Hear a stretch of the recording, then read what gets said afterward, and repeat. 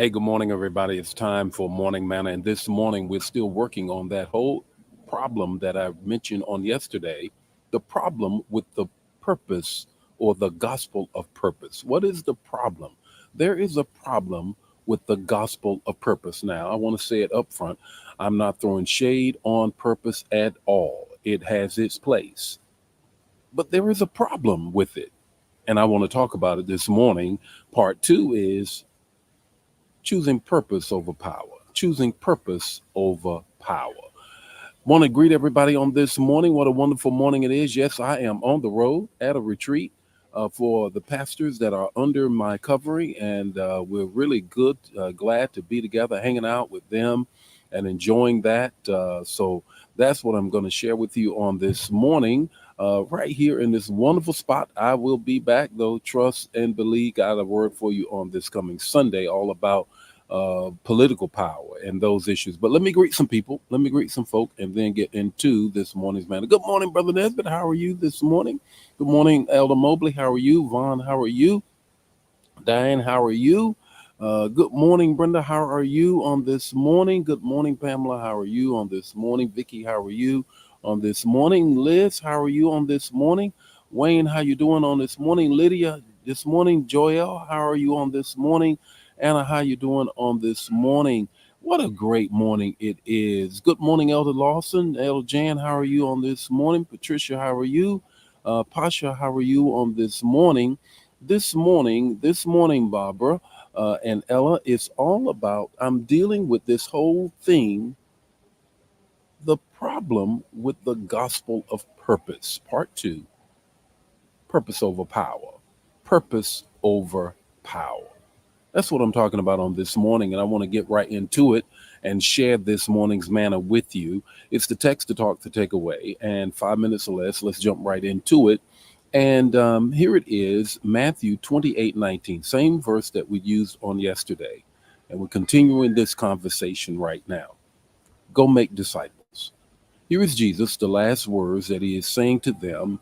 I need you to go make disciples, whether it's post or pre Acts or not. I don't want to get too much into it, but what he is simply saying to them, because in the other gospel, he says, now go and get some power. We're going to talk about that and go meet me there, and I'm going to be with you. But here it is. Here's the last thing he's telling us. The last thing he's telling us before the ascension, I need you to go make some disciples, baptizing them in the name of the Father, the Son, and the Holy Spirit. I need you to disciple some people, not purpose some people. Here's the first thing I want to share with you in getting this word. He says, go make disciples, not make your purpose. Yeah, that's right. Go make disciples. I think that is the critical piece that we're missing in the kingdom right now. That our preoccupation is trying to push people into their purpose. Entrepreneur, great, fine, knock yourself out, do it. I believe in it. It's going to generate wealth, generational wealth. I believe in that. But let's not lose the bottom line of what we are called to as believers. The first thing that we're called to is to make disciples, to make disciples over and against making purpose. Here's the second thing I want you to do. He says, go get some power to make some disciples. In Acts 2, he clearly says, now go to Jerusalem.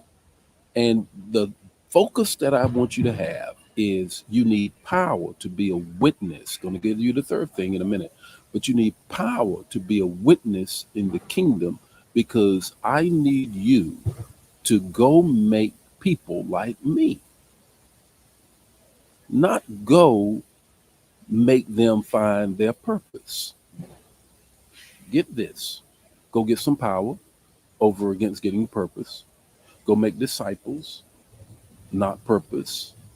The third thing he says is go represent me in the earth. Represent. Catch that. RE.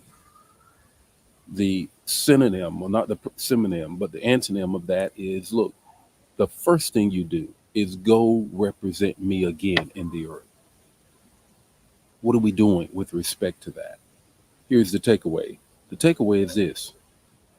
When a person has a problem, the purpose don't solve it.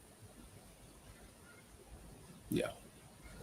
When a person has a problem in life, their purpose will not solve it, but the person of Christ will. What are you saying, Bishop? You can find and have your purpose and complete fulfillment. But if you have a problem, purpose won't solve it. The person of Jesus will. The person of Jesus will. That's over against my purpose. I got to get the person of Jesus. The Lord be with you today. May his face shine upon you and give you peace. If this bless you, bless somebody else. Don't keep it to yourself. I'll see you tomorrow morning with more morning manna. God bless you. Bye now.